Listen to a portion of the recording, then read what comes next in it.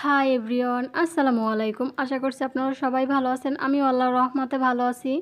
আজকে আমি নিয়ে আসলাম কাঁচা আমের রসগোল্লা, যেটা বানানো খুবই সহজ, খেতেও কিন্তু অনেক মজার হয়। আমি আগে কখনো তৈরি করি নাই, আজকে প্রথম আমি এই মিষ্টিটা তৈরি করে নিলাম, যেটা খুবই সহজ এবং অল্প উপকরণে কিন্তু এই রসগোল্লাটা তৈরি হয়ে যায়। খুবই মজাদার, ঝটপট করে তৈরি করে নিলাম এই কাঁচা আমের রসগোল্লাটা। দেখতে যেমন লোভনীয়, খেতেও কিন্তু দুর্দান্ত স্বাদের হয় এই কাঁচা আমের রসগোল্লাটা। আপনারা যদি না খেয়ে থাকেন তাহলে এভাবে একদিন বানিয়ে খাবেন, দেখবেন কতটা মজার হয়। তাহলে চলেন দেরি না করে যে দেখে নিই যে কীভাবে এই রসগোল্লাটা আমরা তৈরি করে নিলাম।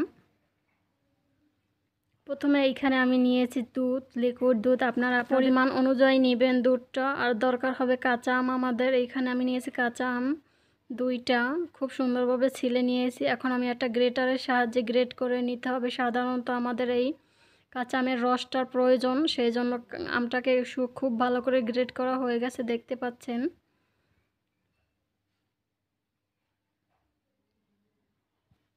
এখন একটা পরিষ্কার আমি কাপড় নিয়েছি, এই কাপড়টার ভিতর আম গ্রেট করাগুলো দিয়ে খুব ভালো করে চিপড়ে আমের রসটাকে বের করে নিতে হবে। এটা বের করা খুবই সহজ, দেখতে পাচ্ছেন। এরকম চিপড়ে রসটাকে সব বের করে নিলাম, আমের রসটা। এইদিকে কিন্তু আমাদের দুধটাতে জাল উঠে গেছে খুব সুন্দর করে। এখন আমি ছানাটা কেটে নেব। এইখানে যে আমের রসটা বের করে রেখেছিলাম, এইখান থেকে কিছু চামচ আমি আমের রসটা দিয়ে ছানাটা কেটে নিব। আপনারা চাইলে ভিনেগার কিংবা লেবুর রস দিয়েও করতে পারেন। সেক্ষেত্রে এইটা দিয়ে করলেই ভালো হবে, যেহেতু আমরা কাঁচা আমের রসগোল্লা বানাই।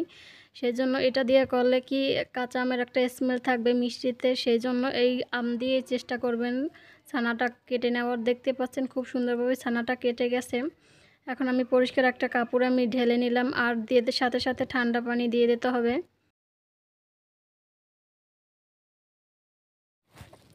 এখন ছানাটা থেকে পানিটা ঝরিয়ে নেব। আধ ঘন্টা পরে আমি ফিরে আসব। আধ ঘন্টা অবধি আমি এটাতে বেঁধে রাখবো যাতে পানিটা ঝরে যায়। দেখতে পাচ্ছেন আধ ঘন্টা পরে ফেরত আসলাম।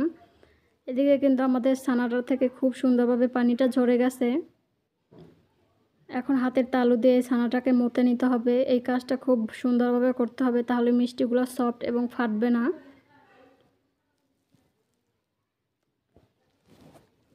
এখন একটু সাইড করে এখন আমরা রসগোল্লার শিরাটা তৈরি করে নিব। এখানে 1 কাপ চিনিতে 2 কাপ পরিমাণে পানি দিতে হবে।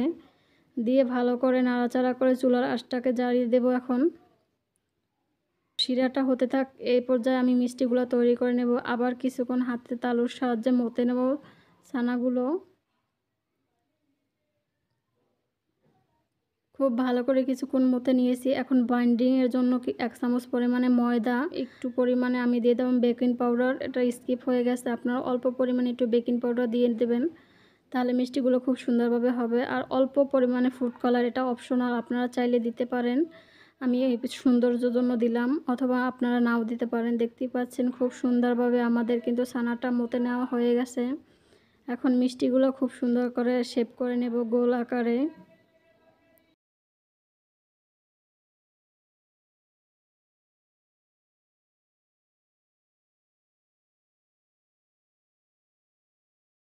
দেখতেই পাচ্ছেন খুব সুন্দরভাবে কিন্তু মিষ্টিগুলো তৈরি হয়ে গেছে। মিষ্টিগুলো সাইড করে রেখে আগে যে শিরাটা তৈরি করতে দিলাম তার ভিতর এখন আমের জুসটা সম্পূর্ণ ঢেলে দিলাম, আর দিলাম ফুড কালার। এটা অপশনাল, চাইলে দিতে পারেন সৌন্দর্যের জন্য, আবার স্কিপও করতে পারেন। তারপরে সুন্দর করে মিষ্টিগুলো সব দিয়ে 5 মিনিট আমি রান্না করলাম হাই হিটে। দেখতে পাচ্ছেন 5 মিনিট পরের অবস্থা। একটা কিছু দিয়ে কড়াইটা একটু নাড়াচাড়া করে দেবেন যাতে মিষ্টিগুলো উল্টে পাল্টে যায়। খুব ভালোভাবে কিন্তু আমাদের মিষ্টিগুলো তৈরি হয়ে গেছে। খুবই সহজ এবং অল্প উপকরণে কিন্তু এই কাঁচা আমের রসগোল্লাটা তৈরি করে নেওয়া যায়। দেখতে পাচ্ছেন 5 মিনিট পরে রান্না করে কিছুক্ষণ তারপরে চুলাটা বন্ধ করে দিলাম। মিষ্টিগুলো কিন্তু আমাদের একবারে তৈরি হয়ে গেল কাঁচা আমের রসগোল্লা, যেটা খেতে কিন্তু অসম্ভব মজার হয়েছে এবং দেখতে কতটা লোভনীয় দেখাচ্ছে, দেখতে পাচ্ছেন। এইরকম সহজভাবে তৈরি করে খাবেন এবং কমেন্টে আমাকে জানাবেন যে আপনাদের কাছে এই রেসিপিটা কেমন লেগেছে। যদি ভালো লাগে তাহলে অবশ্যই আমার চ্যানেলটাকে সাবস্ক্রাইব করবেন, লাইক কমেন্ট শেয়ার করবেন। দেখেন কতটা সুন্দর এবং সফট হয়েছে এই মিষ্টিটা, যা না খেলে বুঝবেনই না যে এতটা লোভনীয় হয় এই কাঁচা আমের রসগোল্লাটা। সবাই ভালো থাকবেন, সুস্থ থাকবেন। ধন্যবাদ। আসসালামু আলাইকুম।